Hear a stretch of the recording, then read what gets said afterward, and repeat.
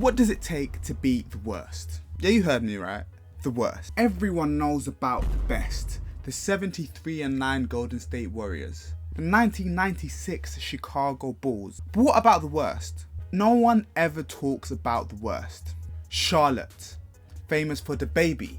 Famous for Stephen Curry.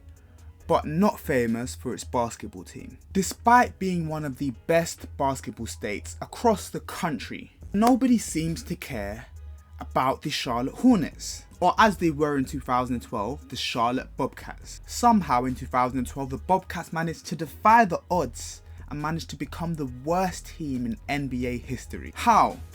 Let's take a look. Before we get into it, make sure you eat that subscribe button. Eat it, because if you eat it, it will turn into a cookie. Let's go. So let's start with some background information. Name: Charlotte Bobcats.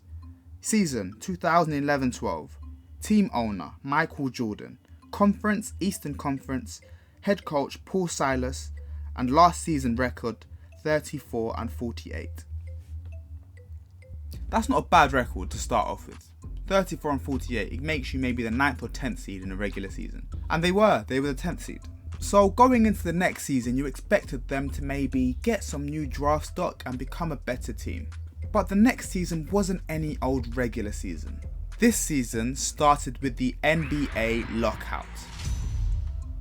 Because I know you don't know what the NBA lockout is, here's a quick explanation. The collective bargaining agreement gives the rules for player contracts between owners, the league and players. They cover anything from the luxury tax to salary caps to even the amount players can earn. By the start of the 2011-2012 season, the National Basketball Player Association hadn't come to an agreement with the league, and so the NBA lockout.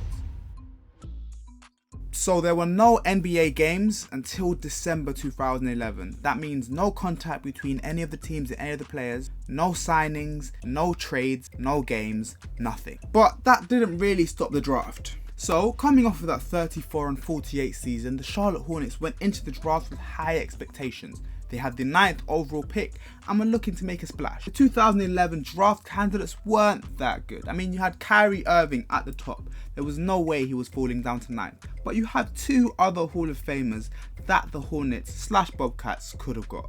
But with their pick, they chose not to draft Klay Thompson, not to draft Kawhi Leonard. But with the 9th overall pick, they drafted Kemba Walker. Okay, that's not the worst start. Coming off of a national championship and being the most outstanding player in Connecticut. Coming off of a national championship and winning the most outstanding player, it was a fair shot at 9th. Not as good as Kawhi Leonard, not as good as Klay Thompson, but decent enough.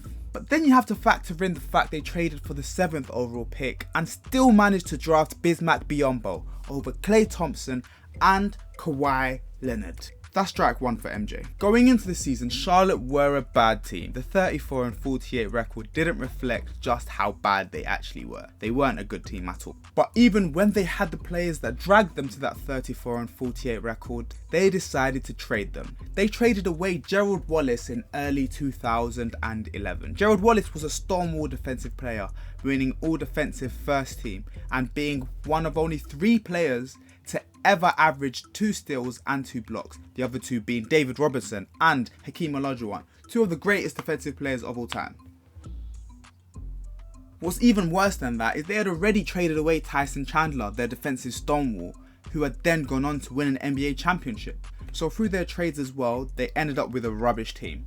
That's strike 2 for MJ. Because of the lockout, it was a short season, so some people might have expected the players to come back recharged in December already. But people forget there was no real off-season. Players just didn't play basketball from July all the way to December. And then the training camp started on December 9th with the season starting on the 25th. They had pre-season in between that as well. That is not enough time to have a team that is fully fit, ready to play basketball. So teams had to go in unfit and try to gain their fitness across the season. That of course led to many injuries.